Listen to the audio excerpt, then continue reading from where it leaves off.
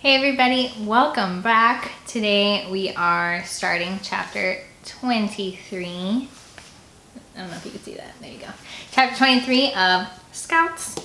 We are almost done, but I feel like there are so many loose ends still that are yet to be tied, and it's going to happen really fast. So buckle up. Here we go. Otis spits a long stream of brown juice. Yep, looky. Scarlet starts crying, and I don't mean a tiny little cry. I don't mean the kind that slowly builds, either. I'm talking she goes from 0 to full-on blubbery sobbing in less than a second. I totally expect Finn's wheezing and Bean's dry heaves next, but they both stay just like me, wide-eyed, hands in the air, staring right at the Masons.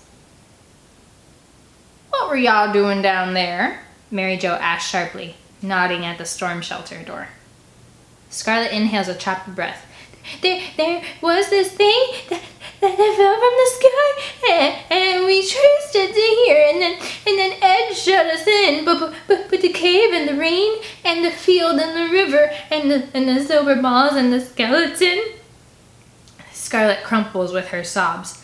"Please don't hurt us." I've seen people on TV have panic attacks, and I think Scarlet might be having one. Carefully, with my eyes on the gun, I slide my hand to her shoulder and pat it. The gesture must work because her sobbing quiets a little. Otis runs his eyes over all of us. "Where be the older one?" Pointing in the direction I saw Edge's shadow move, I don't feel one bit guilty when I say, "He went that way." Another shotgun in hand, Otis takes off in that direction, and one of their boys goes with them. Junior and the other boy stay with Mary Jo, one off to either side. "Don't hurt Hoppy!" I yell after Otis. "Quiet!" Mary Jo barks. "Junior, you get on over there and get a little closer to those kids and make sure they don't run. And don't you dare mess it up this time," she warns him. And with his head down, he drags his feet closer to us. She looks around the clearing at the silver gunk and the charred grass. Then she reaches inside her dress pocket and pulls out Beans' map. "Which one of you is going to tell us what you found?" None of us open our mouths. But then she cocks the shotgun, and we all start babbling at once. "Meteor shower, passenger, Silas, silver dust, Beans moving, almost drowned, bats, the balls." Mary Jo lifts the barrel toward the sky and shoots, and the boom echoes off the mountains and the valleys, the trees, and the ground. We fall silent in shock. I've never actually heard a gun go off before. It's loud and scary. The other Mason boy snickers, and Scarlet and I both start shaking. Mary Jo points the shotgun at Rocky. "You, speak." He does, quickly, stuttering and fumbling over his words, but he manages to get the entire story told. "And none of you know what you found?" she asks. We shake our heads. I wonder if Mary Jo knows what's going on. "Okay, this is what we're doing." She trails her gun over all of us. "Empty your pockets, your backpacks, whatever you have on you. I want a pile there." She indicates a spot on the ground. "No funny business, you hear?" We nod. "And you," she looks right at Finn. "Make sure you get that thingy for your breathing problem." "Yes, ma'am."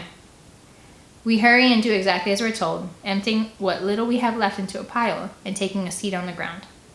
"You, dark-haired girl." Mary Jo points at me. "Annie," I tell her, though I'm not sure why.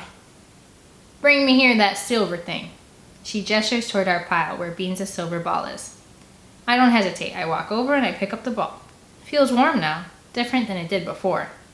Actually, it's more like hot, and holding it in my hands makes it tingle, almost like the sphere is vibrating. "Bring it here, girl." I glance over to my friends, all huddled, staring back at me. I look up at Junior to see he's looking at me now. Then he surprises the heck out of me by giving a tiny nod towards the woods, like he's saying, "Go." I whirl around and throw the ball as hard as I can in Mary Jo's direction, and I yell, "Run!" My friends don't hesitate to jump to their feet, and we all take off in a mad sprint towards the woods. A shot fires and it vibrates the air around us, but we keep running at full speed straight into the trees. "She's shooting at us!" Scarlet screams. We tear through the woods, not looking back, running, running, running. Next to me, Finn starts really panting, and I know he'll be wheezing soon. Scarlet's falling back. I'm not losing anybody again, so I wait until she catches up, grab her hand, and drag her behind me. Besides me, Rocky trips and rolls, and Finn doesn't miss a beat as he ducks down, grabs Rocky's arm, and yanks him right back up. "Thanks, bro," Rocky pants and wheezing for air. Finn nods. "Over there!" Beans points to a huge fallen tree. We all leap over the log and pile on top of one another behind it. Finn fumbles for his inhaler, and I try to help him with it, but Rocky beats me to it, sticking it between Finn's lips. It's the first time I've seen Rocky do that. After a couple of squirts, we try to be quiet and listen, but all of us are breathing so heavily that it's not really working.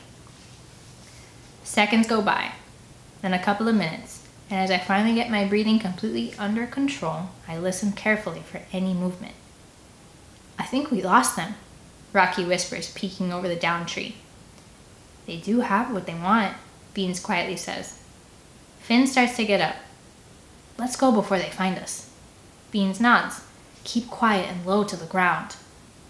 Just as we start to move, another shot booms in the distance and Mary Jo calls, come out, wherever you are. We've got your friend and his little dog, too." "Oh no, not Hoppy." I look at everyone. "What are we going to do?" I whisper. "We can't just leave them." Rocky scoffs. "Are you kidding me? Edge locked us down in that cellar." True. But as much as I despise Edge and just want to go home, the idea of leaving him and Hoppy to the Mason clan just doesn't sit right. I look around at the scouts and can see the same thought running through everyone's head. Do we help him or do we run for our lives? And that question will be answered in chapter 24. Because that is the end. It was a nice, quick chapter, but we're going to keep on moving because we don't have the answers yet. We don't know where Edge went. We don't know what he's up to. Why is the Mason clan chasing them? A lot of things that we still have yet to figure out. So we have 2 more chapters. Or no, 3. 24, 25, and 26. And then we're done. So I will see you next time. And we'll see what happens. Bye.